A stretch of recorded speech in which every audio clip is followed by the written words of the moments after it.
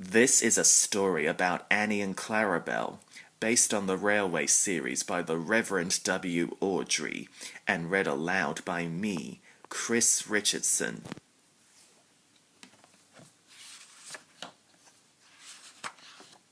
This is a story about Thomas's coaches, Annie and Clarabel. They love running backwards and forwards along the branch line with Thomas, but one day they are given a chance to prove just how useful they can really be. Annie and Clarabel were Thomas's coaches. Annie could only take passengers, but Clarabel could take passengers, luggage, and the guard. The coaches were old and in need of new paint, but Thomas loved them very much, and they loved him too.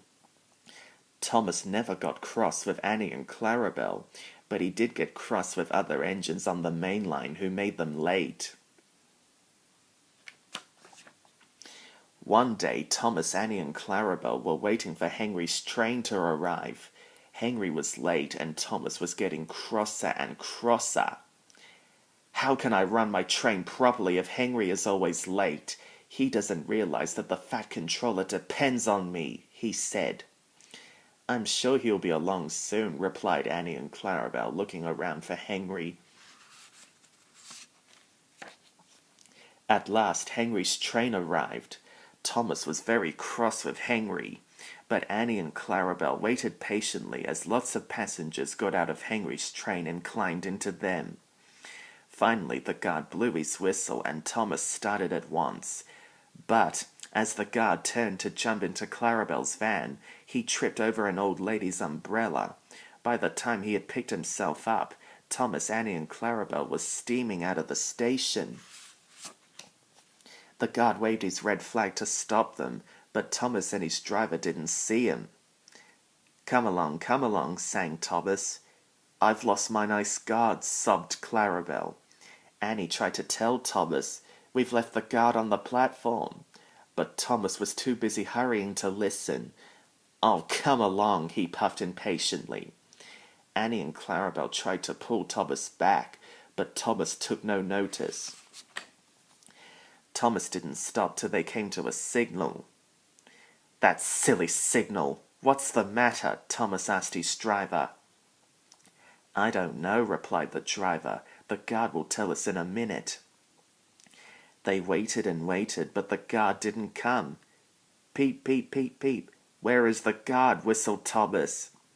"We tried to tell you we've left him behind," sobbed Annie and Clarabel. Thomas looked back along the line, and there was the guard running as fast as he could. Everybody cheered, especially Annie and Clarabel.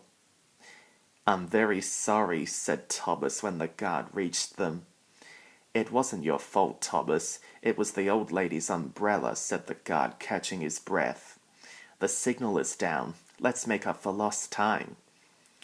Thomas set off straight away, and Annie and Clarabel sang, as fast as you like, all the way to the end of the line. A few days later, Thomas was ill and the big station couldn't make him better. He would have to go to the works. Annie and Clarabel were sad. They would really miss Thomas. Duck came to the station to help while Thomas was away. He was very gentle with Annie and Clarabel, and they liked Duck very much. "He is so calm with such nice manners," they told each other. "It really is a pleasure to go out with him." Annie and Clarabel were sorry to say goodbye to Duck when Thomas came home, but they were very pleased to have their old friend back. They told Thomas how well Duck had managed. Thomas was a bit jealous, but he was so pleased to be home that he soon forgot. The works had made Thomas feel much better, but they had left his handbrake very stiff. This made his brakes seem as if they were on when they weren't. Thomas's driver and fireman soon learned to be extra careful so they didn't overrun the platform. But one day, Thomas's fireman was ill and a relief fireman took his place. Thomas, Annie, and Clarabel were waiting for Henry's train to arrive. The fireman fastened the coupling, but he forgot all about Thomas's handbrake. Suddenly, Thomas felt his wheels begin to move. He tried to stop, but his driver and fireman were on the platform. Thomas, Annie, and Clarabel gathered speed out of the station. "Stop, stop," shrieked Annie and Clarabel, but Thomas kept on going. The signalman sent a message along the line, and an inspector prepared to stop Thomas near the airfield, but Thomas was going much too fast for the inspector to act. Quickly, the inspector climbed aboard Harold, and they took off. Below, Thomas was tiring. "I need to stop. I need to stop," he panted wearily. Annie and Clarabel knew that they must do something to help their friend. The coaches remember how calm Duck was when they worked with him. They must be just as calm and steady now. Annie and Clarabel pulled back as they went uphill and managed to slow poor Thomas down. As they neared the next station, they saw Harold land and the inspector run towards the platform. This time, Thomas entered the station slowly enough for the inspector to jump into his cab and put the handbrake on hard. Everyone breathed a sigh of relief as the train stopped. That evening, the Fat Controller came to see Thomas, Annie, and Clarabel.